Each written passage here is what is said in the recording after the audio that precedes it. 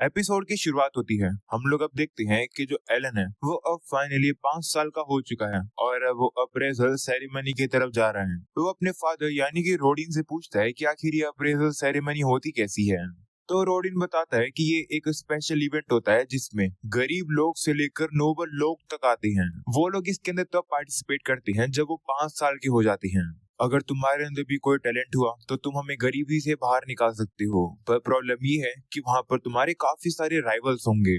क्योंकि जब से हम लोग इस लैंड पर आए हैं तब से यहाँ पर काफी सारे बच्चों का जन्म हुआ। इसका मतलब है कि आज सेरेमनी में तुम्हारे अलावा भी काफी सारे बच्चे आने वाले हैं तुम्हारी उम्र के।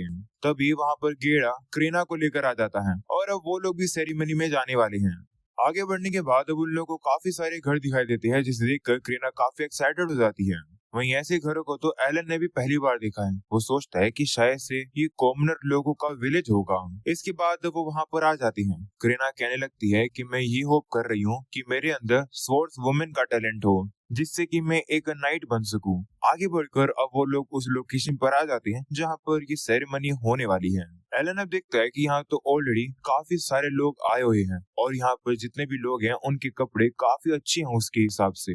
वहीं एलन ने पहली बार ऐसे अच्छे कपड़ों को देखा है। वहीं कुछ लोग अब उन्हीं के ही बारे में बात कर रही होती हैं कि यहाँ पर तो सर्फ भी आए हैं। इसके बाद वो लोग अब आगे जाते हैं और अब चर्च में से 3 बंदे बाहर निकलते हैं। वो बंदे अब कहने लगते हैं कि एल्मिया जो कि गॉड ऑफ क्रिएशन है, उन्होंने हम सभी लोगों को इक्वली ब्लेस किया है एक अच्छी अपॉर्चुनिटी के साथ। इस कंट्री में ऐसे भी हीरोज देखे गए हैं जिनका जन्म सर्फ में हुआ था। ये सुनकर लोग भी हैरान हो जाते हैं और कहते हैं क्या हीरोज भी पहले गरीब हुआ करते थे। तो वो लोग बताते हैं कि हाँ, एग्जाम्पल के लिए जो क्लेयस थी जो कि एक सेंटेस थी वो भी एक कॉमनर हुआ करती थी और ड्वर्ज जो कि स्वॉर्ड लॉर्ड था वो भी एक सर्फ था। ये सुनकर अब एलन को भी याद आता है कि जब उसने ये गेम स्टार्ट किया था तो ऑप्शंस में उसे हीरो या फिर स्वॉर्ड लॉर्ड को चुनने का भी ऑप्शन मिला था। वो कहता है कि मुझे लगा नहीं था कि ये क्लासेस इस दुनिया के अंदर अप्लाई होंगी। एलन अब कहता है कि अब समझ आए कि सभी लोग इक्वल तरीके से क्यों आते हैं सेरेमनी में। इसके बाद वो सभी चर्च के अंदर आ जाते हैं। एलन को वहाँ पर इस दुनिया के भगवान की मूर्ति दिखाई देती है। उसे पता चलता है कि बीच में जो मूर्ति है वो एल्मिया की मूर्ति है, यानी कि गॉड ऑफ क्रिएशन की। और एल्मिया वही पर्सन है इस गेम की क्रिएटर जिसने काफी समय पहले एलन को सॉरी का लेटर भेजा था। इसके बाद अब सेरेमनी शुरू हो जाती है। सबसे पहली बारी आती है इस विलेज के चीफ की जिसका नाम है डेबूजी और उसके बेटे का नाम है पेलोमास। वो बंदा अब पेलोमास से कहता है कि सबसे पहले तुम्हें आकर अपने हाथ को क्रिस्टल बॉल पर रखना है और अगर तुम्हारे अंदर कोई भी टैलेंट या फिर एट्रीब्यूट हुआ तो वो तुम्हें सामने मेटल प्लेट पर दिख जाएगा। तो पेलोमास भी मान जाता है। हम देखते हैं कि वो काफी ज्यादा नर्वस है पर अब वो क्रिस्टल पर हाथ रख देता है और उसका स्टेटस सामने अपीयर हो जाता है। उस स्टेटस को देखकर एलन सोचता है कि ये स्टैट पेज तो बिल्कुल वैसा ही है जैसे मैं अपनी ग्रीमोर में देख पाता हूँ। वो बंदे अब पेलोमास का स्टेटस चेक करते हैं और कहते हैं कि तुम्हारे अंदर एक मर्चेंट बनने का टैलेंट है। ये सुनकर डेबूजी काफी खुश हो जाता है और वो जाकर अपने बेटे को गले लगा लेता है। ये देखकर अब एलन भी हैरान हो जाता है। वो सोचता है कि लगता है कि अगर तुम्हारे अंदर कोई भी टैलेंट है इससे फर्क नहीं पड़ता कि क्या टैलेंट है, पर फिर भी लोग सेलिब्रेट करेंगे। ऐसा बोलकर वो अपने ग्रीमोर को बाहर निकालकर अब अप्रेजल सेरेमनी के बारे में पढ़ता है। एलन को पता चलता है कि इस सेरेमनी में तुम्हारे जितने भी स्टैट्स या फिर एट्रीब्यूट्स हैं वो तुम्हें रैंक में दिखाई देंगे, ना कि नंबर्स में। वहीं पर एलन को ये भी पहले ही पता चल चुका था कि उसकी ग्रीमोर को और कोई भी नहीं देख सकता है। इसके बाद अब एक और बच्चा अब अपने टैलेंट को देखने आता है पर उसके अंदर कोई भी टैलेंट नहीं है। ये देखकर वो रोकर अपने पापा के पास आ जाता है, जो देखकर एलन भी अब समझ जाता है कि ये जरूरी नहीं है कि सभी लोगों के पास टैलेंट हो। इसके बाद अब एक और बच्चा सामने आता है जिसका नाम है दोगारा। जैसे वो क्रिस्टल के ऊपर हाथ रखता है वो लोग उसे बताते हैं कि तुम्हारे अंदर एक टैलेंट है, तुम एक एक्स यूजर हो। ये सुनकर वो भी काफी खुश हो जाता है और अब वो जाकर इसके बारे में अपने फादर को बताता है। उसके फादर भी ये सुनकर काफी प्राउड हो जाते हैं। वहीं एलन भी ये देखकर काफी हैरान हो जाता है कि जो दोगारा का अटैक का रैंक है वो ए है। उसने पहली बार ए रैंक के एट्रीब्यूट को देखा है। अगले सीन में हम देखते हैं कि एक एक करके अब सभी की ही बारी आ रही होती है। किसी के पास टैलेंट होता है तो किसी के पास नहीं होता है। देखते ही देखते सभी लोग तो चले जाते हैं और अब गौड़ा की बेटी यानी कि क्रेना की बारी आती है। वहीं जैसे ही क्रेना क्रिस्टल पर हाथ रखती है वो जो क्रिस्टल होता है वो काफी ज्यादा जोर से चमकता है, जो देखकर सभी लोग हैरान हो जाते हैं। वो चर्च वाले बंदे भी अब क्रेना के टैलेंट को देखकर काफी हैरान हो जाते हैं और कहते हैं कि ये तो चमत्कार है।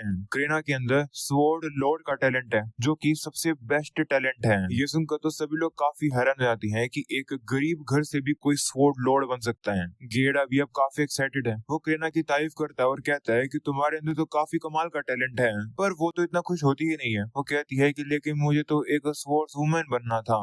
और यहाँ वेलन भी सोचने लगता है कि मुझे तो पता ही था कि क्रेना के पास टैलेंट होगा ही, क्योंकि आखिरकार वो इतनी ओवर पावर जो है। जिसके बाद अब बारी आती है एलन की। एलन भी अब आगे जा रहा होता है और कहता है कि आज मेरे पेरेंट्स को पता चल जाएगा कि मैं एक समनर हूँ। ऐसे बोलकर अब वो क्रिस्टल पर हाथ रखता है, पर अब वो क्रिस्टल हल्का सा ग्लो करके वापिस से बुझ जाता है। ये देखकर वो कंफ्यूज हो जाता है और सोचता है कि ये क्या हुआ। पर अब अचानक से वो क्रिस्टल बहुत ही ज्यादा जोर से चमक जाता है। इतना तो क्रेना की बारी में भी नहीं चमका था। इतनी तेज रोशनी की वजह से एलन भी काफी दूर जाके गिर जाता है। तब उसके फादर आकर उसे उठाते हैं। वहीं पर अब एलन अब पूछने लगता है कि मेरा टैलेंट क्या है। वो लोग अब उनसे पूछते हैं कि हमें बताओ, क्योंकि हमें पढ़ना नहीं आता है। तो वो लोग भी अब सुनने के लिए काफी एक्साइटेड होते हैं, पर वो बंदे कहते हैं कि एलन के अंदर कोई भी टैलेंट नहीं है। ये सुनकर तो एलन भी काफी कंफ्यूज हो जाता है और कहता है क्या। इसके बाद वो भी जाकर अपने स्टैट्स को देखता है और उसके सभी स्टैट ई रैंक के होते हैं और उसका टैलेंट अच्छे से लिखा भी नहीं हुआ है। जो देखकर वो कहता है कि क्या ये ग्लिच वगैरह हो गया क्या। इस गेम के डेवलपर तो काफी बेकार निकले। एल्मा कम से कम अपने गेम के अंदर बग तो हटा देते हैं। अब किसी को पता ही नहीं चलेगा कि मैं एक समनर हूँ। वही रोडिन सोचता है कि एलन काफी डिसअपॉइंट सा होगा, पर अब वो आकर उसे गले लगा लेता है और कहता है कि चलो घर चलते हैं। तो वो भी मान जाता है और अब वो लोग अब घर पर वापस आ जाते हैं, जहाँ थ्रेसिया और मैश उनका वेट कर रहे थे। अगले सीन में एलन की फैमिली अब एक साथ ही बैठी होती है। एलन की फैमिली एलन को मोटिवेट करने की कोशिश कर रही होती है। रोडिन कहने लगता है कि एलन, इससे फर्क नहीं पड़ता कि तुम्हारे पास टैलेंट है या फिर नहीं, हमें हमेशा तुम पर प्राउड रहेगा। ये सुनकर तो एलन भी काफी खुश हो जाता है। वो अब सोचता है कि हम लोग इतने गरीब है कि हमारे पास एक बाथ टब भी नहीं है, पर फिर भी मैं काफी खुश हूँ, क्योंकि जिस फैमिली के अंदर मेरा जन्म हुआ है वो काफी प्यारी है। अगले सीन में एलन अब अपने रूम में होता है। वो कहता है कि आज मुझे ये बात पता चली है कि मेरे सारे एट्रीब्यूट ई रैंक के हैं। ऐसा इस वजह से है क्योंकि इस दुनिया के अंदर सिर्फ मैं ही एक ऐसा लोता पर्सन हूँ जो कि हेल मोड में गेम खेल रहा है। अप्रेजल सेरेमनी में जितने भी लोग थे वो सही 5 साल के थे, जिसका मतलब है कि उन लोगों को भी मेरी तरह ही लेवल 1 पे होना चाहिए। जो रैंक सिस्टम होता है वही प्रोबेबली रिफ्लेक्ट करता है कि आखिरकार वो लोग कितनी ग्रोथ देख सकते हैं जब भी वो लोग लेवल अप करते हैं। तो लगता है कि इसी ही वजह से मेरे सारे एट्रीब्यूट ई रैंक के हैं। क्योंकि मैंने हेल मोड चुना हुआ है, इसलिए मेरे को 100% प्रोग्रेस ज्यादा करनी पड़ेगी एक नॉर्मल पर्सन से। अगर हम लोग ये देखें तो जो मेरी रैंक है वो शायद सेम फ्रैक्शन में ही दिख रही होगी एक्चुअल वैल्यू के हिसाब से। मैं ही एक लौता पर्सन हूँ जो कि हेल मोड में खेल रहा है। अगर मेरी जगह कोई नॉर्मल पर्सन होता तो वो तो पागल हो जाता, पर मैं नहीं, क्योंकि मैं एक हार्डकोर गेमर हूँ। मैंने अपनी पूरी जिंदगी यही प्रूव करने में लगाई थी कि मैं काफी कमाल का गेमर हूँ। और वैसे जो मेरा टैलेंट दिखा रहा था कुछ अजीब अक्षरों में, शायद से वो एक ग्लिच था। गेम के डेवलपर्स को इसे जल्दी से जल्दी ठीक करना चाहिए। समय आ चुका है कंप्लेन करने का। मैं उनके पास काफी सारे लेटर्स भेज दूंगा। अगले सीन में एलन अब जा रहा होता है। वो अपनी मॉम से पूछता है कि आज फादर का मूड खराब क्यों लग रहा है। तो थ्रेसिया कहती है कि पता नहीं, कल रात वो लेट आया था, तभी से वो ऐसा बिहेव कर रहा है। हमें पता चलता है कि वो लोग क्रेना के घर पर आए थे सेलिब्रेशन करने के लिए, क्योंकि आखिरकार वो लड़की स्वॉर्ड लॉर्ड जो बन गई है। क्रेना भी काफी एक्साइटेड होकर एलन से कहती है कि क्या तुम्हें पता है कि जो स्वॉर्ड लॉर्ड है वो स्वॉर्ड वुमेन से काफी ज्यादा बेहतर होता है। तो अब एलन भी हैरान होकर कहता है कि क्या सही में। वहीं एलन अब सोचता है कि बेवकूफ क्रेना, मुझे ये बात ऑलरेडी पता है, मैं तो बस बेवकूफ दिखने का नाटक कर रहा हूँ। क्रेना ही उससे कहने लगती है कि अब मैं और भी ताकतवर बन जाऊंगी। तभी क्रेना की मॉम कहती है कि थोड़े समय पहले चीफ आए थे और वो सेलिब्रेट करने के लिए ये शराब देकर गए हमें, तो जरा इसे ओपन करो। ऐसा कहकर वो उस बोतल को गेड़ा को पकड़ा देती है। वहीं ये देखकर जो रोडिन है वो काफी चिढ़ा हुआ से लग रहा था। वो उससे कहने लगता है कि हाँ हाँ इंजॉय करो। ये देखकर एलन भी सोचता है कि क्या मेरे फादर जेलस हो रहे हैं क्योंकि क्रेना स्वॉर्ड लॉर्ड है और मैं कुछ नहीं हूँ। पर मुझे लगता कि फादर जेलस हैं।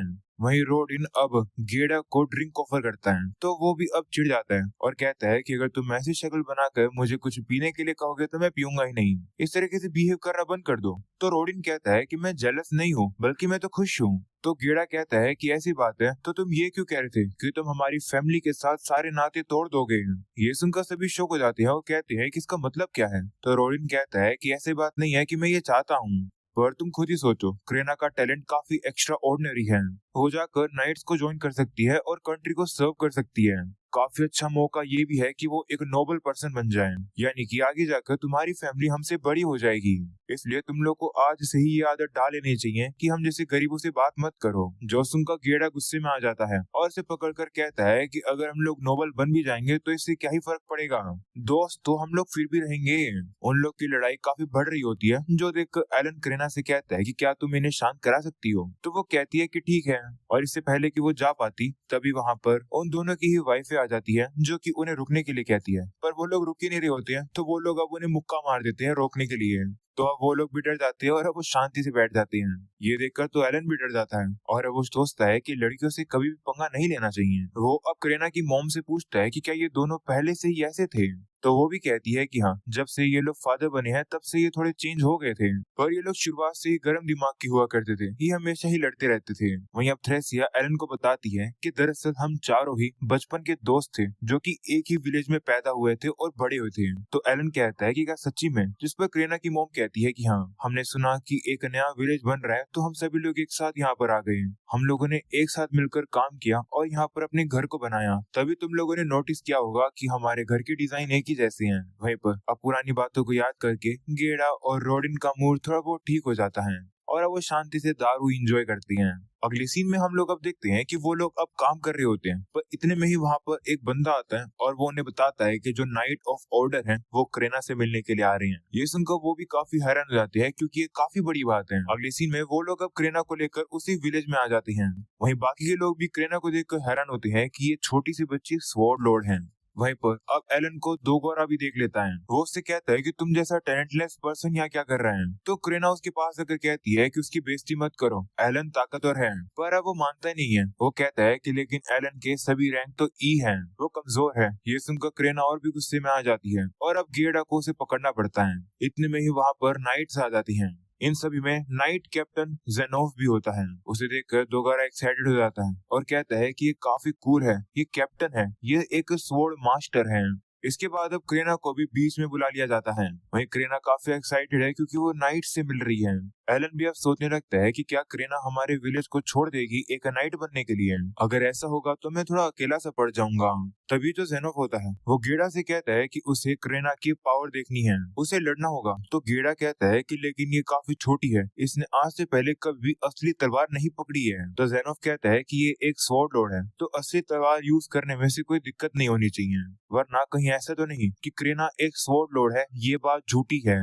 तो गेड़ा कहता है कि नहीं, ऐसी बात नहीं है, मुझे बस अपनी बेटी की चिंता है, वो घायल हो सकती है। पर अब जेनोफ तो मानता ही नहीं है। वो अपने वाइस कैप्टन से कहता है कि इससे लड़ने के लिए तैयार हो जाओ। ये देखकर एलन भी शॉक हो जाता है। वो कहता है कि ये क्या चल रहा है। जेनोफ अब कहने लगता है कि हमें ये शक है कि अप्रेजल सेरेमनी के रिजल्ट्स को बदला गया है। ऐसा करना क्राइम है, ऐसा करने वाले को मरना होगा। हमें इस करीना से लड़कर देखना होगा कि ये स्वॉर्ड लॉर्ड है या नहीं। इस वजह से यहाँ पर एक फाइट होगी। तो अब गेड़ा डर जाता है। वो उससे कहता है कि प्लीज ऐसा मत करो, मेरी बेटी की जान खतरे में आ जाएगी। तो जेनोफ कहता है कि नहीं, इसे लड़ना ही होगा, नहीं तो हम लोग इसे और इसकी फैमिली को ऑन द स्पॉट मार देंगे। ये सुनकर सभी शॉक हो जाते हैं। एलन भी कहता है कि ये क्या चल रहा है, ये तो बिल्कुल ही फेयर नहीं है। इन लोग का दिमाग खराब हो गया है क्या। तभी एक नाइट अब असली तलवार लेकर आ जाता है, जिसे देखकर करीना काफी एक्साइटेड हो जाती है और कहती है कि क्या ये तलवार मैं यूज करूंगी। तो वो कहते हैं कि हाँ। ये सुनकर वो खुश हो जाती है और अब वो गेड़ा से कहती है कि ठीक है, तो फिर मैं लड़ूंगी। तो अब उसके फादर को भी ये बात माननी पड़ती है और अब हम लोग अब देखते हैं कि वाइस कैप्टन और करीना के बीच में लड़ाई होने वाली है। वाइस कैप्टन का नाम है ली ब्रांड। जी हाँ गाइस, कोई भी कमेंट सेक्शन में इसके नाम का मजाक नहीं उड़ाएगा, हम लोग इसे वाइस कैप्टन ही बुलाने वाले हैं। मैच अब शुरू हो जाता है। करीना अब उसके ऊपर पावरफुल से हमले करने शुरू भी कर देती है। ये देखकर दोबारा भी हैरान हो जाता है और कहता है कि करीना तो अपनी जितनी एक लंबी तलवार को यूज करके लड़ रही है। वहीं हम देखते हैं कि करीना तो काफी एक्साइटेड है लड़ते हुए, पर अब वाइस कैप्टन उसके हर एक अटैक को रोक रहा होता है। वहीं एलन अब सोचता है कि करीना की जो तलवारबाजी स्किल है वो अब तक लेवल 5 की हो चुकी होगी, क्योंकि हम लोग रोज ही तलवारबाजी करते थे। पर मैं श्योर नहीं हूँ कि वाइस कैप्टन के आगे वो कैसा करेगी। हम अब देखते हैं कि वाइस कैप्टन अब करीना के ऊपर भारी पड़ने लगता है, पर अब वो भी हार नहीं मानती है। वो एकदम से पीछे जाती है और अब वो वापिस एक खतरनाक हमला करने वाली होती है। ये देखकर वाइस कैप्टन की फट जाती है और अब वो चीटिंग करता है, यानी कि अब वो करीना के पेट में लात मार के उसे काफी दूर गिरा देता है। करीना भी अब काफी जोर से दीवार के जाकर लगती है, जो देखकर गेड़ा गुस्से में आ जाता है और अब वो करीना को बचाने के लिए जा रहा होता है, पर नाइट्स उसे रोक देते हैं।